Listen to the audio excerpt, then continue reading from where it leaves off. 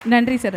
அடுத்ததாக சுமதி மேகவர்ணம் அவர்கள் வந்து பேச அழைக்கிறேன். மேம், பாஜகவை பொறுத்தவரைக்கும் தற்பொழுது வந்து இளைஞர்களின் வாக்கு யாருக்கு? ஏன்னா வந்து பொதுவாவே அதிமுக, பாஜக மீதான குற்றச்சாட்டே வந்து மத்திய அரசு, மாநில அரசுங்கிற மாதிரியான ஒரு விஷயத்தை தான் ரஜினி அவர்கள் பேசும்போது சொல்லியிருந்தாரு.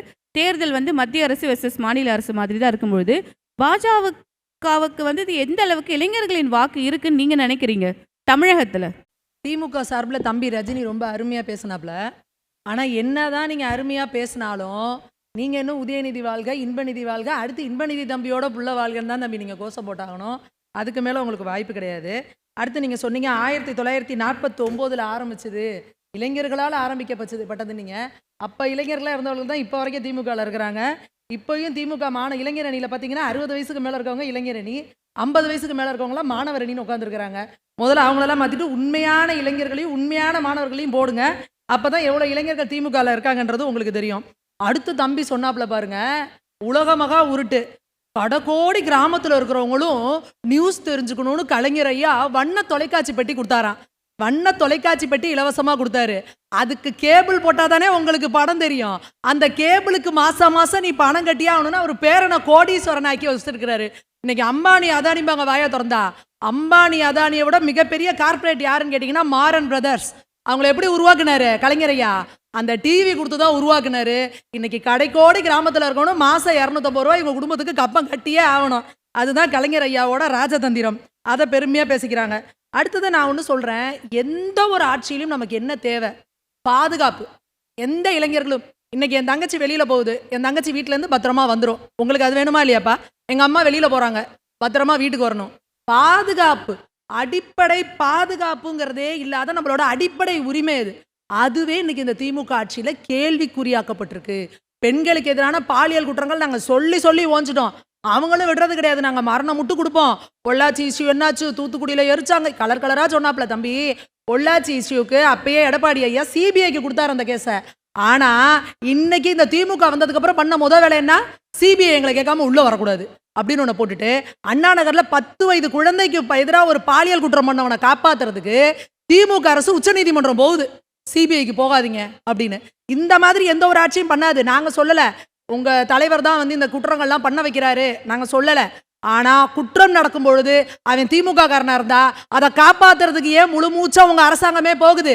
அதுதான் எங்கள் கேள்வி. தப்பு செய்கிறவன் திமுக காரனாக இருந்தாலும் நான் நடவடிக்கை எடுப்பேங்கிற ஸ்டாண்டை உங்கள் முதல்வர் எடுக்காதனால தான் இன்னைக்கு எங்கே குற்றம் நடந்தாலும் அந்த எல்லா இடத்துலையும் ஒரு திமுக நிர்வாகி இருக்கிறான் அப்படிங்கிறது.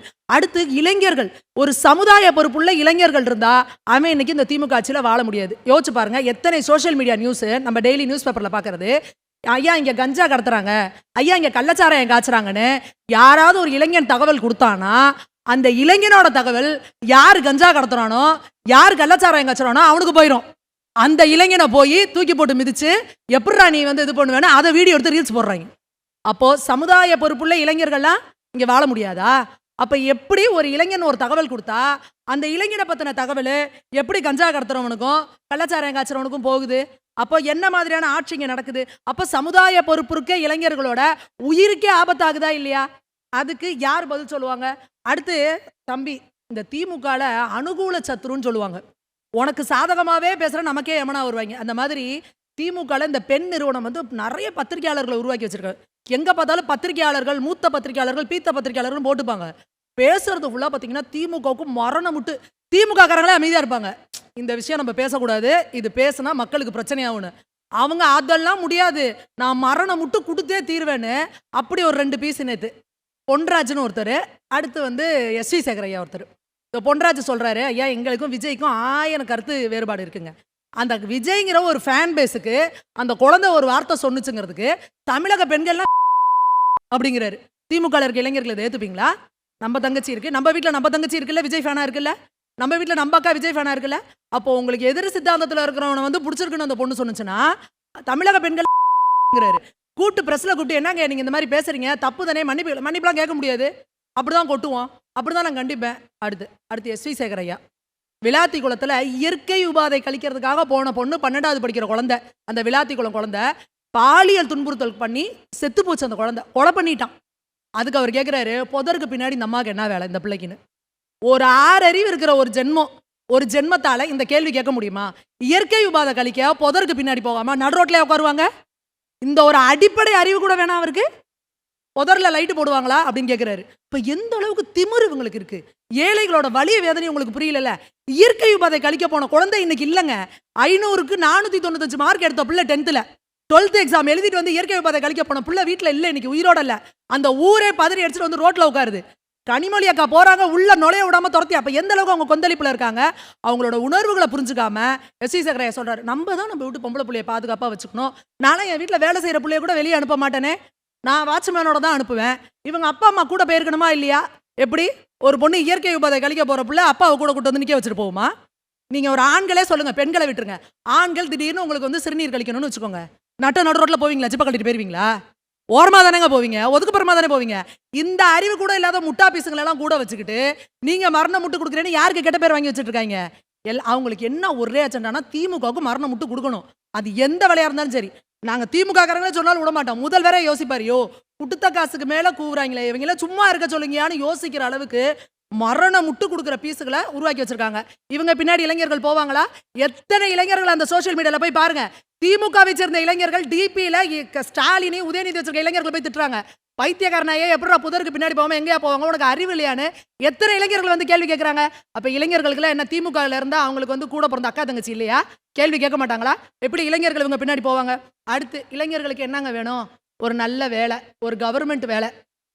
இந்த கவர்மெண்ட் வேலை வேணும்னு தன் வாழ்நாள்ல 5 வருஷம் 6 வருஷம் 10 வருஷம் வேலை பார்க்குற இளைஞர்கள்லாம் இருக்காங்கல்ல, படிக்கிற இளைஞர்கள்லாம் இருக்கிறாங்கல்ல. அப்போ அந்த மாதிரி ஒரு அரசு பணிக்கு தயாராகிறப்போ செந்தில் பாலாஜி என்ன பண்றாரு?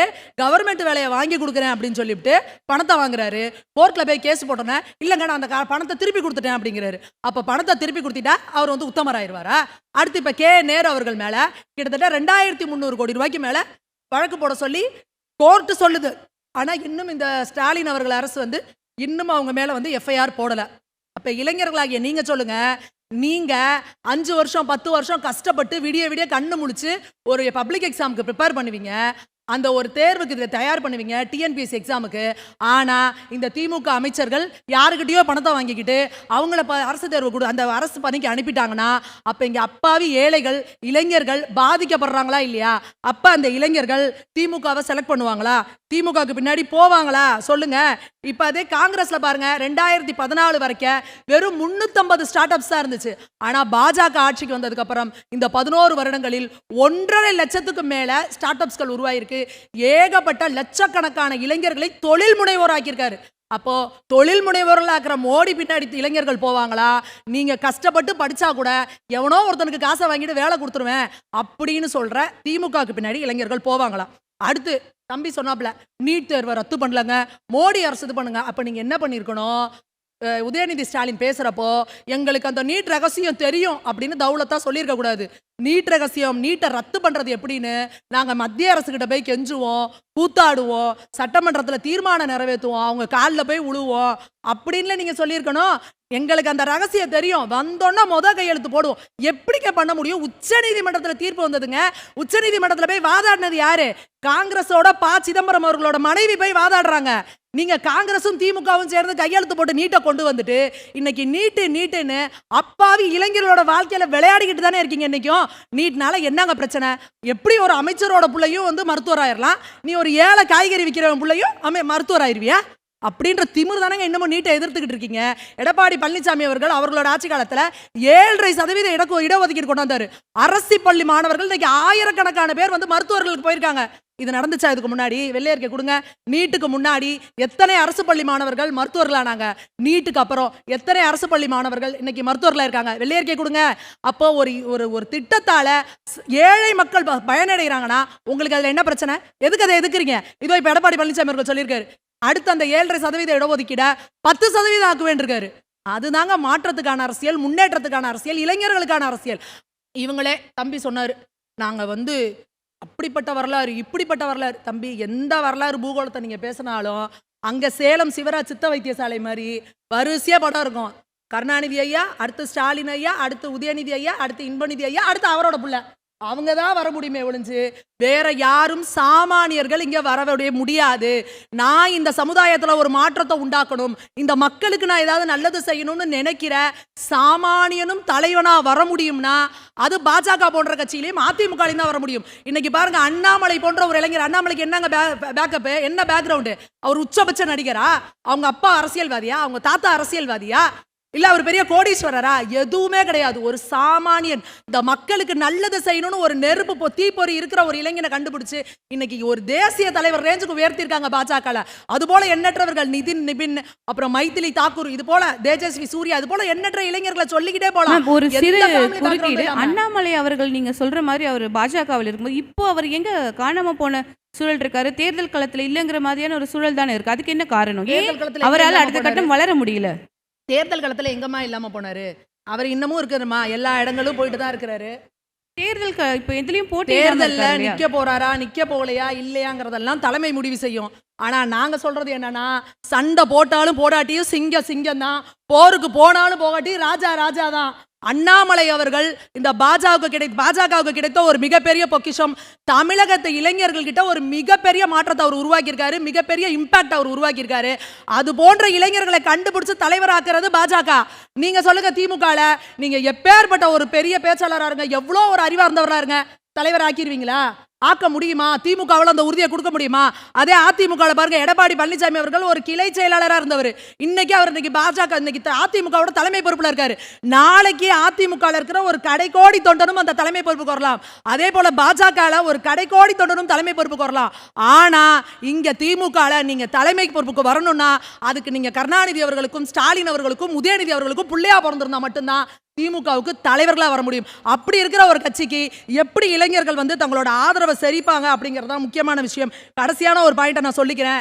சொத்து வரியை ஏத்தி, தண்ணி வரியை ஏத்தி, எல்லாத்திலையும் மக்களுக்கு சுமையை கொடுத்து மின்சார கட்டணத்தை மாசம் கொண்டு வர எனக்கு அதையே விட்டுவிட்டு 4 முறைக்கு மேல மின்சார கட்டணத்தை ஏத்தி மக்களை கடுமையான நிதி நெருக்கடியில் ஆளாக்கி இன்னைக்கு சொல்ல உணாத வேதனையில உட்கார வச்சிருக்கு இந்த திமுக அரசு.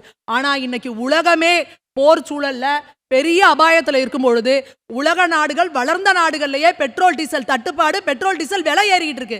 ஆனா பாரத பிரதமர் மோடி அவர்கள் எந்த தட்டுப்பாடும் இல்லாமல் இன்னைக்கு பெட்ரோல் டீசல் நமக்கு வந்துகிட்டு இருக்கு. அது மட்டுமல்ல, இன்று பெட்ரோல் டீசலுக்கான கலால் வரியை 10 ரூபாய் குறைச்சு சாமானிய மக்களோட சுமையை தன்னோட தோல்ல சுமந்துகிட்டு இருக்கிறார் பாரத பிரதமர் மோடி அவர்கள். அப்ப அப்பேற்பட்ட லீடர் பின்னாடி இளைஞர்கள் போய் நிப்பாங்களா? எல்லாத்தையும் நாங்க கொள்ளையடிச்சு எங்க குடும்பம் சுருட்டிக்குவோம், சுமைய பிள்ளை மக்கள் தலையோட சுழத்துவோம், இந்த தமிழ்நாட்டை 10 லட்சம் கோடி கடன்கார மாநிலமா ஆக்குவோம்னு நினைக்கிற திமுக பின்னாடி இளைஞர்கள் போவாங்களாங்கிறத இளைஞர்கள் பார்வைக்கே விடுறேன். நன்றி, வணக்கம்.